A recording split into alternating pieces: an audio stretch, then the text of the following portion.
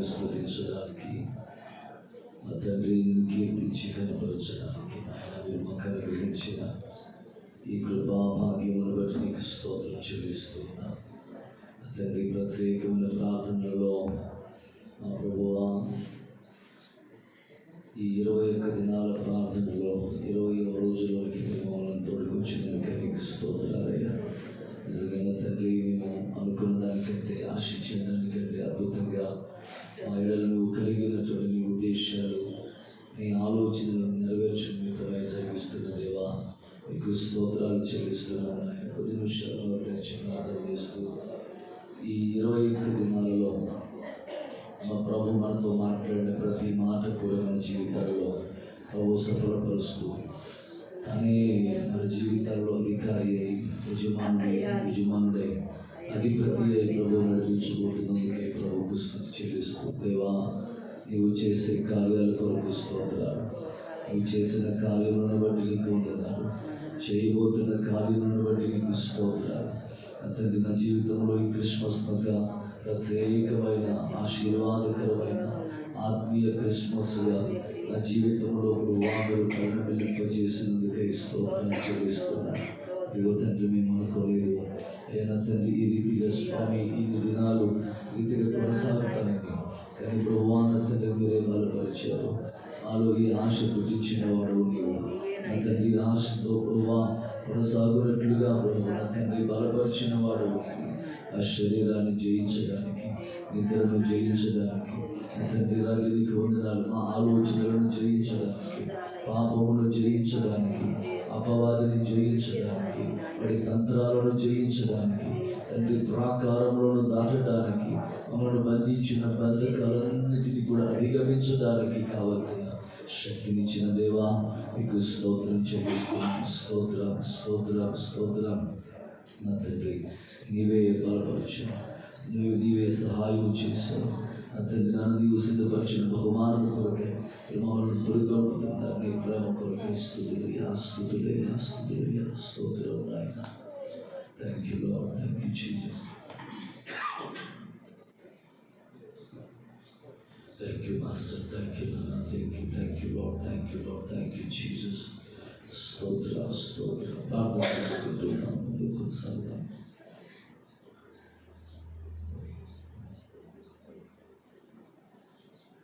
మమ్మల్ని మిక్కిలిగా ప్రేమిస్తున్న మా ప్రియ పరలోకపు తండ్రి, నీ పరిశుద్ధమైన ఘనమైన నామానికి వందనస్తులమై ప్రభువా నిన్ను స్తుతిస్తూ నీ పాద సౌకర్యస్తున్నాం. కనికరించి దయపాలించండి ఆయన. ఈ ఉదయకాలపు వేళలో ఎదుటిగా నీ పాద సౌకర్యంలో చేరి మా ప్రభువాన్ని స్తుతించేటువంటి అవకాశాన్ని మాకు దయచేసినందుకై స్తోత్రం చెల్లిస్తున్నాం. ఈ 21 దినాల క్రిస్మస్ ఆత్మీయ ప్రయాణంలో తండ్రి ఇంతవరకు ఈ 20 దినాలు తండ్రి రెప్పవలే కాచి నీ ఆలోచన చొప్పున సమస్తమును కూడా నా తండ్రి నీ ఆధీనంలోకి తీసుకున్నటువంటి వారే నా తండ్రి మమ్మల్ని బలపరిచి నడిపిస్తూ వచ్చిన నీ ప్రేమనంతటి కొరకై స్తుతిస్తున్నాను తండ్రి. దీన్ని కూడా తండ్రి నాన్న ప్రార్థించి ప్రారంభించిన క్రమంలో ఇది ఇంతవరకు మీ సన్నిధి మాకు తోడుగా ఉంచారు. జరుగుతున్న క్రమాన్ని మీ ఆధీనంలోకి తీసుకోండి. ఈ పక్షులు నిలబడుతున్న మీ దాసుని మీరు బలపరచండి. ముందున్న సమయం అంతటి కూడా మీరు ప్రయోజనపరచవలసిందిగా ప్రార్థన చేస్తూ దీవెనకరమని మీ చేతులకు అప్పగించుకుంటూ ముందున్న సమయం అంతటి కూడా దీవెనకరంగా చేసి ఆశీర్వాదకరమైనట్లుగా చేసి ఆయన కొనుక్కోవడం యేసు నామములో ప్రార్థించి వెళ్ళిపోతున్నాం తండ్రి. ఆమేన్.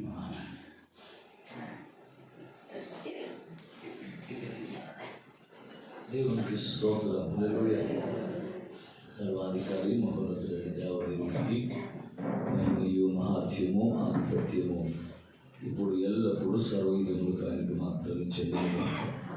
ఆమేన్. సంతోషంగా ఉన్నారా? సంతోషంగానే ఉన్నారా? నిజంగా సంతోషంగా వారి చేతులపై ప్రభు స్తోత్రం చెప్తాం. అందరూ చెప్పారా? అయితే ఇప్పుడు చేయాల్సిన పని ఏంటంటే మీ సంతోషానికి కారణం ఏంటో చెప్పాలి. దేవునికి స్తోత్రం. మీ సంతోషానికి కారణం ఏంటో ఒక్కొక్కరు లేచి చెప్పాలి. చెప్దామా? దేవునికి మహిమ కలుగునుగా. చాలా సంతోషం. కొంతమంది సంతోషం ఏంటంటే ప్రభు ఈ రోజులు చాలా చక్కగా బలపరిచారు, ముగింపు వరకు తోడుకుని వచ్చారనే సంతోషం. మరి కొంతమంది సంతోషం ఏంటంటే అమ్మయ్య ఇంకొక రోజే దేవుడికి కదండి. కొంతమందికి ఏమో ఆ విధమైన సంతోషం.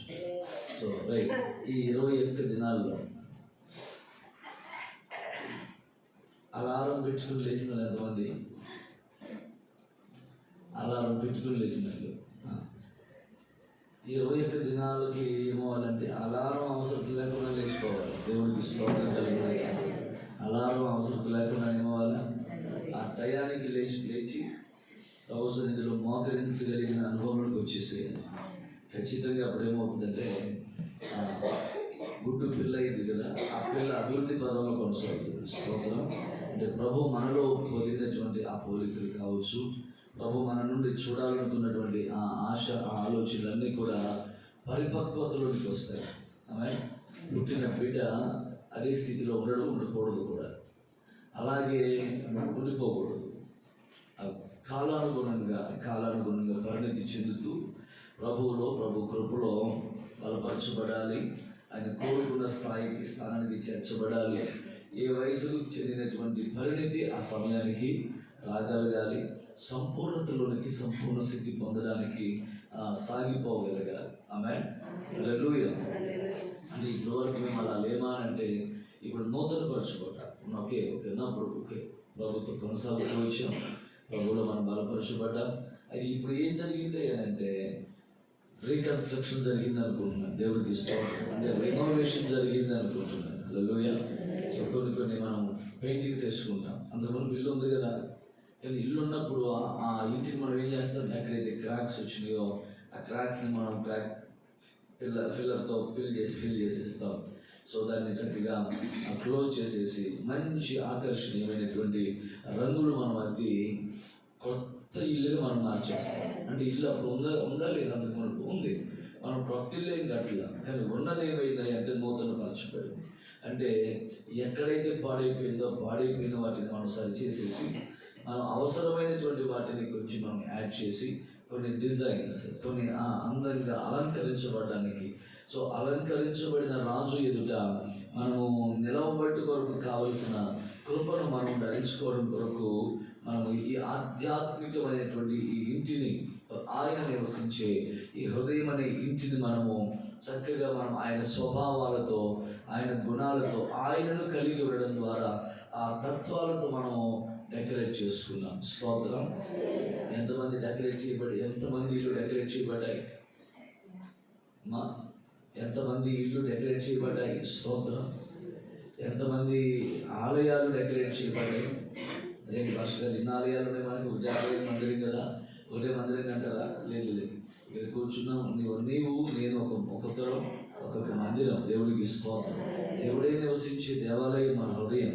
ప్రభు పరిశుద్ధాత్మ మనలో నివసిస్తుంది. దేవుడే మనతో ఉండే దేవుడు.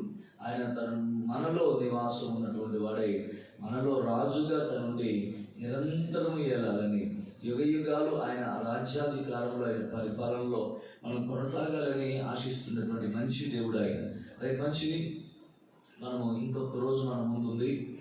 సో ఈ రోజును వాస్తవానికి నేను ఏమనుకున్నానంటే మీ అందరితో సాక్ష్యాలు చెప్పిద్దామని చెప్పి అనుకున్నాను. ఏ సాక్ష్యము అంటే అసలు మీరు ఏం నేర్చుకున్నారు? హల్లెలూయా. సో ఈ దినాలలో మిమ్మల్ని ఏ వాక్యము టచ్ చేసింది? ఈ విన్నటువంటి వాక్యానికి అనుగుణంగా మీరు ఏ మార్పు చేసుకున్నారు? ఏమి విడిచిపెట్టారు? ఏమి ధరించుకున్నారు? ఏమి నేర్చుకున్నారు? ఏమి మార్చుకున్నారు? ఈ విషయాలు మీ నోటి వెంట విందామని చెప్పి అనుకుంటున్నాను నేను. స్తోత్రం. ఇంకటికి వచ్చి నా గొంతు పొడి పూట రెస్ట్ ఇద్దామని చెప్పని అనుకుంటున్నాను.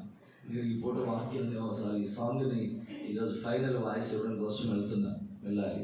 సో ఇంకా ఈ పూట కాస్తంతసేపు రెస్ట్ ఇచ్చి మీ గొంతులు పని చెప్దాం అనుకుంటున్నాను. అలా సాక్ష్యం చెప్తానని చెప్పిన వాళ్ళు ఎవరైనా ఉన్నారా? హల్లెలూయా. దేవునికి స్తోత్రం. అయితే ఉన్నారు. కాకపోతే ఏం చేస్తున్నారంటే ఎవరన్నా మొదలెడితే కానీ మనం మొదలెట్టాం. ఇది మనకు ఉన్నటువంటి అలవాటు. ఏం చెప్పండి? ఎవరన్నా సరే మొదలు పెడితేనే మనం మొదలు పెడతాం. సో ఎవరైనా ఏదైనా స్టార్ట్ చేస్తే మనకు ట్యూబ్లైట్స్ చక్కగా ఉంటుంది. మన అందుకే గతంలో మన చిన్నప్పుడు ట్యూబ్లైట్స్ ఉండేవి. ఏమండి ట్యూబ్లైట్స్, ఇప్పుడు అన్నీ ఎల్ఈడి వచ్చేసినాయి. ఒక చౌకు, ఒక స్టార్ట్ ఉంటుంది. ఈ ట్యూబ్లైట్స్ అక్కడికి తెలియకి మనకి బల్బు బాగా వెలుగుతుంది, కానీ దాన్ని ఏం చేయాలి? స్టార్ట్ అవుతాం. స్టార్ట్ చేస్తే ఇంకా అది రాత్రి అంతా పొద్దు తెల్లారు వెలుగుతూనే ఉంటుంది. సో అట్లాగే మనల్ని కూడా స్టార్ట్ చేయాలి. ఆ స్టార్టర్ పెట్టే కొంత సందర్భాలు వెళ్ళకపోతే ఏం చేయాలి? ఇంకొక చౌక్ పెట్టి తీసుకొచ్చి అంటించాలి. డబల్ చౌక్ పెడితే అప్పుడు అది వెలిగేది. గుర్తున్నాయి ఈ అనుభవాలు మీకు తెలియదేమో. నేను మీటింగ్స్ పెట్టినప్పుడు స్తంభాలకి ట్యూబ్లైట్లు కట్టి, దానికి చౌకులు కట్టి, స్టార్టర్లు కట్టి ఏమీ చేసిన అనుభవాలు ఉన్నాయి, కనుక జ్ఞాపకాలు ఉన్నాయి నాకు. స్తోత్రం, హల్లెలూయా. సో నేను అందరికీ అనుభవాలు ఉన్నాయి, వాక్యం సాక్ష్యం చెప్పగలరు. కానీ ఎవరన్నా స్టార్ట్ చేస్తే చెప్పడానికి మీరు ముందుకు వచ్చేస్తారు, కాపలే. హల్లెలూయా. సరే, ఇది ఏదేమైనా కొన్ని మాటలు ఈరోజు కూడా ప్రభు నా హృదయంలో తీసుకొచ్చినటువంటి తలంపులను ఎదురు తీసుకొస్తాను. సో మనం ధ్యానం చేస్తున్నాం 9వ యెషయా గ్రంథం 9వ అధ్యాయము 6వ వాక్యాన్ని. ఏలయనగా మనకు శిశువు పుట్టెను, మనకు కుమారుడు అనుగ్రహించబడెను, ఆయన భుజం మీద రాజ్యభారమును, ఆశ్చర్యకరుడు, ఆలోచనకర్త, బలవంతుడైన దేవుడు, నిత్యుడగు తండ్రి. దేవునికి స్తోత్రం కలుగునగా. మనం ఆరాధన చేస్తున్న దేవుడు ఎవరు చెప్పండి? నిత్యం ఉండేటువంటి తండ్రి అయి. సో ఆయన నిరంతరం ఉండేటువంటి వాడు, నిత్యం ఉండేటువంటి వాడు. సో ఆయన అధికారం కావచ్చు, ఆయన రాజ్యము కావచ్చు, నిరంతరం ఉంటుంది. సో మనతో ఆయన ఈ రోజు ఉండి పలానా రోజు ఉండడు అనేటువంటి ఆలోచన ఉండదు. మనం దేవునికి దగ్గరగా ఉన్నప్పుడు ఉండే దేవుడు, మనం దేవునికి దూరమైనప్పుడు కూడా ఆయన మనతో పరోక్షంగా తన అదృశ్య హస్తాన్ని మనకి తోడుగా ఉంచి మనల్ని సంరక్షించేటువంటి దేవుడు. దేవునికి స్తోత్రం కలుగునగాక.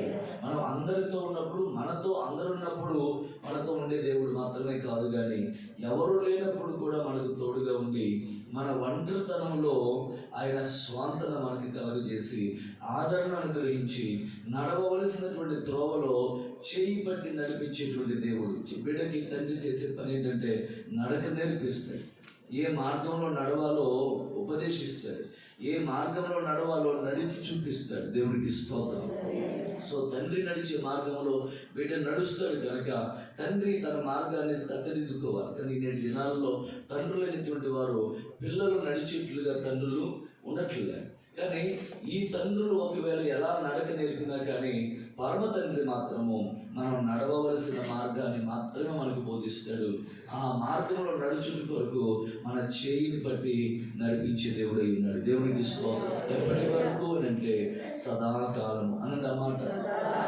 యుగ సమాప్తి వరకు, మరణము వరకు, ఆమె మన తుది శ్వాస వరకు, మరణము వరకు, యుగ సమాప్తి వరకు, సదాకాలము నిత్యములో ప్రభువుతో ఉండేంత వరకు కూడా మనల్ని చేయి బట్టి నడిపించేటువంటి మంచి తండ్రి. తండ్రి చేసే పని ఏంటంటే సరిచేస్తాడు, గద్దిస్తాడు, శిక్షిస్తాడు, అదే సమయంలో ఆదరిస్తాడు, అదే సమయంలో భుజముల మీదకి ఎత్తుకుని తన బలమైన బాహులతో ఎత్తిపట్టుకుని సో ఉన్నతంగా ఉండడం కొరకు, ఎత్తుగా చూపించడం కోసం, ప్రజలందరికీ పరిచయం చేయడం కోసం తండ్రి ప్రయాసపడతాడు. తండ్రి చేసే పని, తండ్రికి ఉన్నటువంటి మంచి ఆలోచన. నా మటుకు నేను చాలామంది తండ్రులను చూశాను. సో తాను చూడలేని ప్రపంచాన్ని తన బిడ్డ చూడాలి అని చెప్పని ఆశపడతాడు. తాను పడిన కష్టం బిడ్డ పడకూడదని చెప్పని తపన పడతాడు.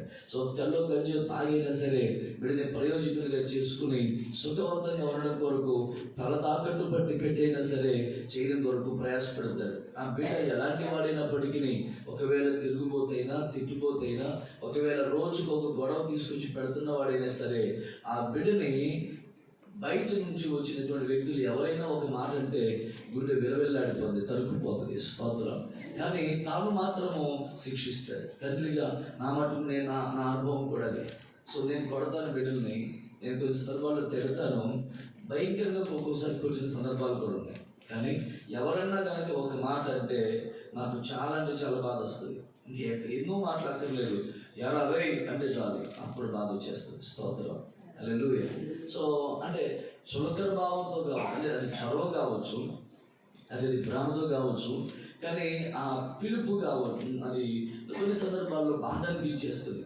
సో మన బిడ్డల విషయంలో మనం మన కళ్ళ ముందు ఎవరన్నా బాధించినా, అవమానించినా, హింసించినా, లేదా కంట తల్లి పెట్టే పరిస్థితులు దాపురించిన తండ్రి నిమ్మలంగా ఉండలేడు. తనున్న స్థితి నుంచి దిగి వచ్చి, తన స్థాయిని విడిచి ఒక మెట్టు దిగి వచ్చి ఆ బిడ్డను తన కౌగిలిలో హత్తుకొని బిడ్డ యొక్క మార్పు కొరకు ప్రయత్నం చేస్తాడు. స్తోత్రం, హల్లెలూయా. సో ఈ సందర్భంలో చెప్పాలనుకున్న మంచి మాట ఏంటంటే, మన ప్రభువు నిరంతరం ఉండేటువంటి వాడు, నిరంతరమైన అంటే శాశ్వతంగా ఉండేటువంటి వాడు, శాశ్వతమైన ప్రేమను మనకి మన ఎడలో కనపరుస్తున్నవాడు. ఎందుకోసం అంటే శాశ్వత రక్షణను మనం పొందుకోవడం కోసం, శాశ్వత ఆనందాన్ని మనం సంపాదించుకోవడం కోసం ఆయన చిత్తమంతటిని కూడా జరిగించి, లోకాన్ని జయించి, ఆయన చిత్తము జరిగించి నిరంతరం నిలుచున్నట్లుగా ఆయన ఆశపడుతున్నటువంటి వాడు కనుక దేవుడికి స్తోత్రం. మనం ఆయన చిత్తము చొప్పున, ఆయన ఉపదేశం చొప్పున చేస్తూ ఆయన ఆలోచనలో మనం కొనసాగుతున్న వారమై నిరంతరం నిలవాలనే ఆయన ఆశ. అందుకొరకే ఆ నిత్యత్వాన్ని మన కొరకే విడిచిపెట్టి వచ్చినటువంటి వాడు. స్తోత్రం. ఆ నిత్యత్వానికి వారసులుగా చేయడం కోసమే, ఇదిగో ఈ నిరంతరము మనం నిలవడం కోసమే. లోకము గతించిపోతుంది, లోకము దాని ఆశ గతించిపోతుంది. దేవుడి చిత్తం జరిగించేవాడు మాత్రము నిరంతరము నిలుస్తాడు అని చెప్పినటువంటి ఆ మాట చొప్పున ఆ నిత్యత్వానికి చేర్చడానికి నిత్యుడకు తండ్రిగా సమీపింపరాని తేజమండలంలో నివసించేటువంటి మహాదేవుడిగా ఉన్నవాడినప్పటికీ కూడా దాన్ని విడిచి మన దగ్గరికి, మన స్థాయికి ఎందుకు వచ్చాడంటే ఆ స్థాయికి మనను చేర్చడం కోసం. స్తోత్రం. కొన్ని పొరపాట్లు లేదా తప్పిదాలు, పొరపక్షాలు మనలో తారసపడిన వేళ కూడా మనను మనుషులు కొన్ని సందర్భాల్లో పక్కకు పెట్టవచ్చు, కానీ దేవుడి యొక్క కృప మాత్రము తోడుగా ఉండి ఆదరించి బలపరుస్తూనే ఉంటుంది. స్తోత్రం, హల్లెలూయా. కానీ కొన్ని మనుషులంగా కొన్ని సందర్భాల్లో మనం ఏమీ చేయలేని పరిస్థితులు అవుతాయి. మనం అలా నిలిచి ఉండి చూడాల్సిన పరిస్థితులు వస్తాయి. కానీ నిలిచి ఉండి చూడాల్సిన సమయంలో నిలిచి ఉండి చూడాల్సిందే. కానీ ఆ దేవుడు మాత్రము విడిచిపెట్టడు అనేటువంటి కాన్ఫిడెన్స్ కలిగి మన జీవితాలను, మన బిడ్డల జీవితాలను కూడా మనం ప్రభువుకి అప్పగించుకుని మనం అడుగు ముందుకు వేయగలిగితే ఖచ్చితంగా దేవుడు అందరినీ కూడా, నిన్ను, నన్ను, మనలను, మన బిడ్డలను, మన సంతానపు వారిని కూడా నడవలసిన త్రోవలు నడిపింప చేసి చేరవలసిన గమ్యస్థానానికి చేర్చే దేవుడు.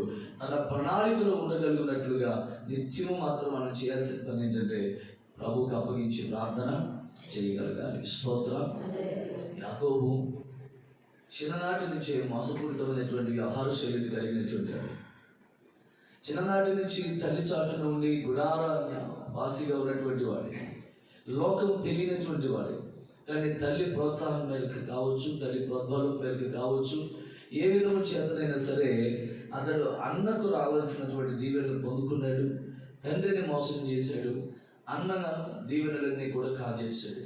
ఇప్పుడు ప్రాణభయం సంభవించినటువంటి వాడే, ప్రాణభయం కలిగినటువంటి వాడే తాను ఉన్నటువంటి ఇంటిలో, తాను ఉన్నటువంటి గుడారములో అప్పటి వరకు నిశ్చలంగా ఉన్నటువంటి వాడు ఇక ఇప్పుడు నెమ్మదిగా నిశ్చలంగా ఉండలేని పరిస్థితులు దాపురించాయి. ఇంక ఇప్పుడు పరిస్థితి ఏంటి? ప్రాణాన్ని కాపాడుకోవడం కొరకు ఒంటి చేతి కర్ర చేత తన ప్రయాణాన్ని ప్రారంభించాడు. ఇక ఇప్పుడు గుడారవాసి ఎడారివాసి అయిపోయాడు. దేవునికి స్తోత్రం, హల్లెలూయా. ఇప్పటి వరకు సంరక్షణలో ఉన్నటువంటి వాడు సంరక్షణ లేని స్థితికి వచ్చేసాడు. చక్కగా సరిహద్దులు కలిగినటువంటి గృహంలో క్షేమకరమైన స్థితిలో ఉన్నటువంటి వాడు ఇప్పుడు గోడలు లేని, హద్దులు లేనిటువంటి ఎడారి జీవితంలో ఏ వైపు నుంచి ఏ శత్రువు లేదా ఏ మృగం వస్తుందో తెలియనిటువంటి పరిస్థితుల్లో భయకంపితమైన స్థితిలోకి వచ్చేసాడు. సో సంతోషంతో ఉన్నటువంటి అనుభవాల్లో నుంచి దుఃఖపడే పరిస్థితుల్లోకి వచ్చాడు. అందరూ ఉండి ఒకరిని రమ్మంటే పిలిస్తే వచ్చి పరిచర్య చేసే అనుభవంలో ఉన్నటువంటి వాడు ఇప్పుడు ఎవరూ లేనటువంటి ఒంటరితనంలోనికి అనుభవంలోకి వచ్చేసాడు. స్తోత్రం.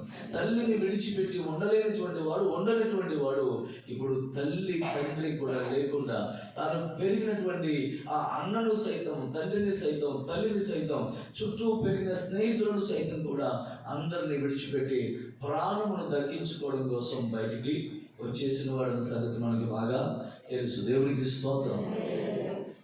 కానీ ఇప్పుడు ఎవరు లేరు, తల్లి ప్రేమ లేదు, కడుపు చూసే తల్లి యొక్క మనసు అక్కడ లేదు. సో తండ్రి ఆదరణ అక్కడ లేదు, తండ్రి యొక్క ప్రేమ అక్కడ లేదు, సో స్నేహితుల యొక్క సహవాసం అక్కడ లేదు. కానీ ఇప్పుడు ఒంటరి వాడైపోయినటువంటి ఆ కమ్ముకున్నటువంటి తన జీవితంలో బైబిల్లో చక్కగా మాట వ్రాయించాడు. యాకోబు తన ప్రయాణాన్ని కొనసాగిస్తున్నప్పుడు ప్రొద్దుగుంకెను అనేటువంటి మాటను చూస్తాం. చూడండి ఒకసారి ఆ మాటను. ఆదికాండం. దేవునికి స్తోత్రం కలుగునుగాక. హల్లెలూయా.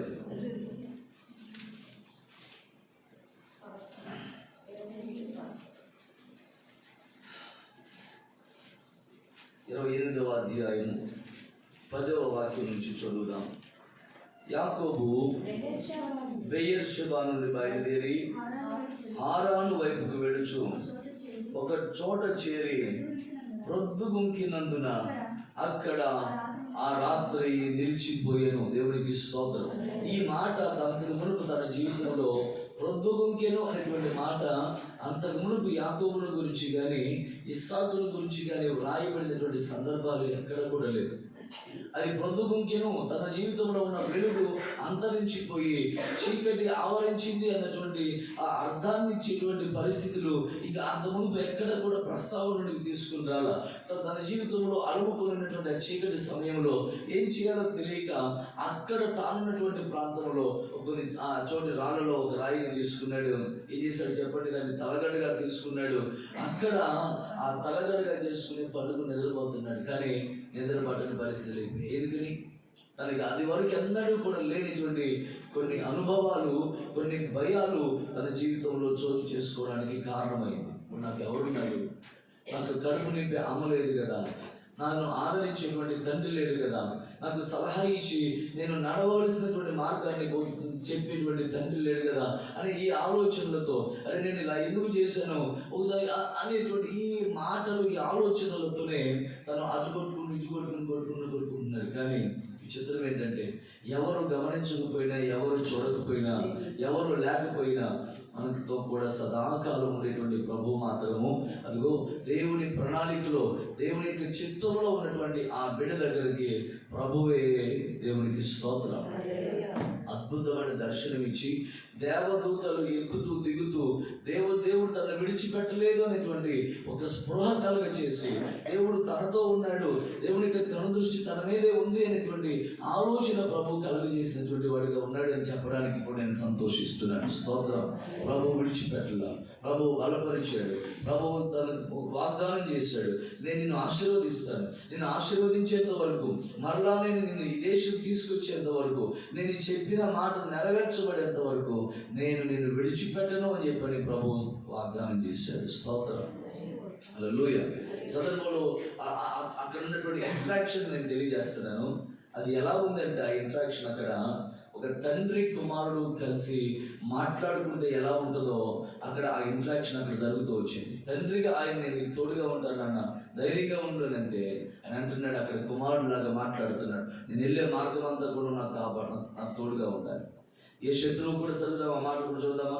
28వ అధ్యాయం 20వ వాక్యం నుంచి చదువుదాం. యాకోబు, నేను తిరిగి నా తండ్రి క్షేమముగా వచ్చినట్లుగా దేవుడు నాకు తోడుగా ఉండి నేను వెళుచున్న ఈ మార్గంలో నన్ను కాపాడి తినుటకు ఆహారమును ధరించుకున్నకు వస్త్రములను నాకు దయచేసిన ఎడల నీ యెహోవా నాకు దేవుడుగా ఉంటాడు అనేటువంటి మాటలు కూడా ఇక్కడ కూడా యాకోబు యొక్క మనస్సు దేవుని ప్రత్యక్షత కలిగినప్పుడు కూడా యాకోబు యొక్క మనస్సు ఎక్కడ వరకు ఉంటాయి అంటే భూ సంబంధమైన వాటి మీద ఉండిపోయింది. ముందు నుంచి కూడా భూ సంబంధమైన వాటిని సంపాదించుకోవడం కొరకే ఉన్నటువంటి మనస్సు, దైవికమైన ప్రత్యక్షత కలిగిన కూడా భూ సంబంధమైన వాటి మీద తన మనస్సును నిలిపేసుకున్నటువంటి వాడిగానే ఉన్నాడు. కానీ అయినా కానీ దేవుడు తనని విడిచిపెట్టల.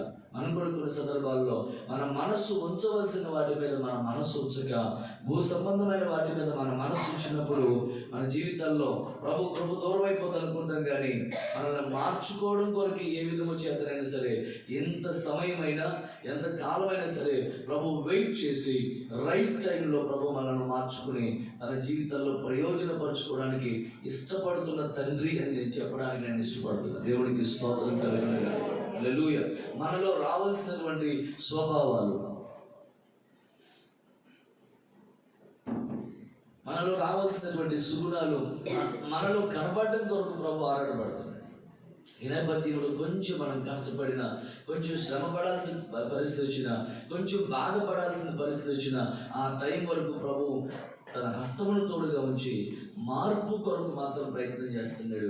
మార్పు లేకుండా ప్రభు మనల్ని ప్రయోజకులుగా చేయలేదు. ఆ తండ్రి కౌగిల్లో మనం ఆనందించగలగాలంటే, పరిపూర్ణమైన శాశ్వత ఆనందాన్ని మనం సంపాదించుకోగలగాలంటే మనలో మార్పు రాగలగాలి. 21 సంవత్సరాలు ప్రభు చూశాడు. ఇంకా ఆ 21 సంవత్సరాలు తిరిగి ఇంటికి రాలేడని ప్రభువే పరిస్థితులన్నింటినీ కూడా విషమింపజేసి మళ్ళీ తిరుగు ప్రయాణం కట్టించాడు. ఎబ్బోకు రేవు దాటిపోతే తన ప్రాణం పోతుంది. కనుక నేను ఈ విషయాన్ని కూడా 31st నైట్ చాలా సందర్భాలు చెప్పినట్టు నాకు జ్ఞాపకం. మనకి కాలం అనేటువంటి ఎబ్బోకు రేవు మనము దాటుతున్నాం. ఇది దాటక మునుపు మనం ఏం చేయాలి? మనలో మార్పులను మనం సంతరింప చేసుకోగలగాలి. ఆ మార్పులు మన జీవితంలో కనపడితేనే నూతనత్వాన్ని చూస్తాం, నూతన ప్రేమను పొందుకుంటాం, నూతన కృపను పొందుకుంటాం, నూతన ఆశీర్వాదాలు పొందుకుంటాం, నూతన ఆనందాన్ని స్వతంత్రించుకుంటాం, నూతన రాజ్యాన్ని మనం సంపాదించుకుంటాం, శాశ్వత రాజ్యానికి మనం వారసులు కాగలుగుతాం. ఇప్పుడు 21 సంవత్సరాలు నిష్ప్రయోజనంగా ఉన్నటువంటి యాకోబు పరమ తండ్రి యొక్క కనుదృష్టిలో కాపాడబడుతున్నటువంటి వాడే అనుకూల సమయంలో మార్పు చెందగా నిష్ప్రయోజనమైనటువంటి యాకోబుని ప్రయోజనకరంగా మార్చి గోత్రకర్తలకు మొరపెదరుగా నిలిపేశాడు. స్తోత్రం, హల్లెలూయా. నాకు బాగా ఆశ్చర్యం అనిపించే విషయం ఏంటంటే, మోసగాడి అయినటువంటి యాకోబు పేరు చెప్పి నేను యాకోబు దేవుడిని చెప్పని పరిచయం చేసుకుంటాడు సమాజానికి. మోషేకి ప్రత్యక్షమైనప్పుడు ఏం చెప్పాడు? నేను అబ్రహాం దేవుడు. సరే, అబ్రహాం అంటే విశ్వాసం కలిగిన వాడు, విధేయత కలిగిన వాడు. సో నేను ఇస్సాకు దేవుడిని. ఇస్సాకు కూడా తండ్రి మాటను జవదాటినటువంటి వాడు. కానీ యాకోబు దేవుడిని ఎందుకు చెప్పాడే అంటే, యాకోబు మోసగాడని కాదు, యాకోబు తనను ఆశీర్వదించబడేంత వరకు తనకు వచ్చిన సమయాన్ని విడిచిపెట్టక పట్టుదల కలిగిన వాడే ప్రార్థన చేసి తను అనుకున్న ప్రణాళికలకు వచ్చినటువంటి వాడని చెప్పని ప్రభు మనకు నేర్పించడం కోసం ప్రభు యాకోబు దేవుడిని పరిచయం చేస్తున్నాడు. స్తోత్రం. అబ్రహాము విశ్వాసం కలిగిన వాడు, ఇస్సాకు విధేయత కలిగిన వాడు, యాకోబు పట్టుదల కలిగిన వాడు. ఈ మూడు మన ఆధ్యాత్మిక జీవితాల్లో ఖచ్చితంగా ఉండి తీరాలి. స్తోత్రం. విశ్వాసం లేకుండా దేవుడికి ఇష్టము కాలేము. దేవుని మాటకు విధేయత చూపించకుండా నడవలసిన మార్గంలో మనం నడవలేము. మనలో రావాల్సిన పరిశుద్ధత రాకుండా ప్రభు రాజ్యానికి వారసులము కాలేము. కనుక తండ్రిగా వీటన్నిటిని మనలో పొదిగి మనలో ఆ మార్పును చూడడం కోసం, ఆ సుగుణాలు చూడడం కోసం ఆయన ప్రసవ వేదన పడుతూ తన మనస్సును మన మీదే ఉంచి ఆయన జలముల మీద పొదిగిన రీతిగా ఆయన ఆత్మ చేత మనలో మన మధ్యలో ఆయన పొదుగుతూ మనలను రూపాంతరపరుచుకుంటున్నాడు అని చెప్పడానికి నేను సంతోషిస్తున్నాను. స్తోత్రం. నిత్యము ఆలోచనలో గుర్తుపెట్టుకోండి, తల్లి 9 మాసాలు మోస్తుంది, 9 మాసాలు గర్భం ధరిస్తుంది. కానీ తండ్రి మాత్రము బ్రతికిన కాలం అంతా కూడా ఆలోచనల్లో గర్భం ధరిస్తాడు. దేవుడికి స్తోత్రం, హల్లెలూయా. అంటే బిడ్డ క్షమంగా ఉండాలి, బిడ్డ ఎలా ఉండాలో కలలు కంటుంటాడు, ఆ స్థాయికి చేర్చడం కోసం ప్రయత్నం చేస్తుంటాడు.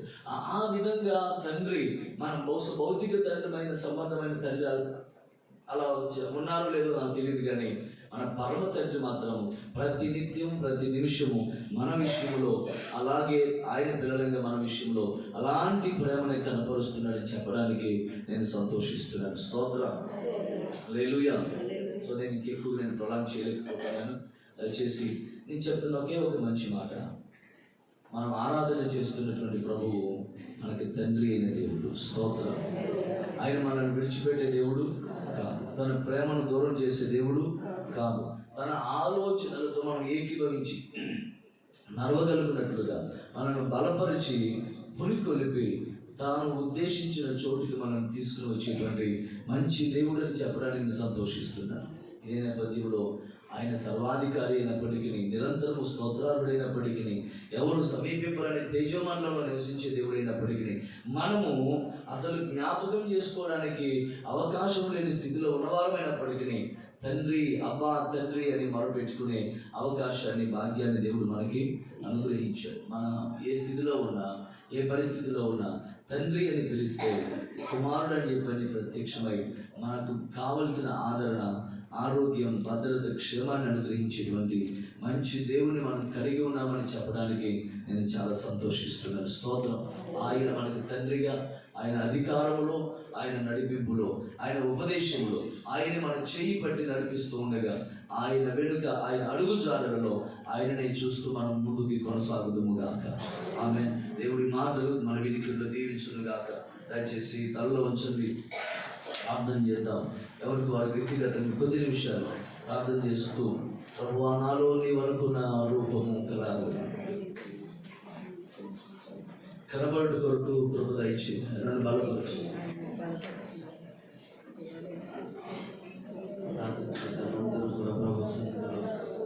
మనమందరం కూడా దేవుడిలో ఆయన నిత్యము తండ్రి కదా ప్రార్థిత మా దేవుడు ఆయన లోకాన్ని మనలో కోరుకుంటున్నాడు. ఆయన నిత్యం మనకు తోడుగా ఉన్నాడు. అన్ని విషయాల్లో కూడా సహాయం చేయగలిగిన శక్తి కలిగిన దేవుడై ఉన్నాడు. ప్రార్థించే 30 నిమిషాలు కోరుకున్నాడు. ఆయన మన నుండి వీటిని ఆశించడం లేదు, బంగారం ఆశించడం లేదు, ఆయన నుండి బలిని కోరడం లేదు. కానీ ఆయన తన రూపము మనలో కనబడాలని, తన రూపాన్ని మనలో చూసుకోవాలని, తన పోలికను మనలో మనం కలిగి ఉండాలని దేవుడు ఎంతగానో ఆలోచన కలిగి ఉన్నాడు. కొన్ని నిమిషాలందరూ కూడా ప్రార్థన చేద్దాం.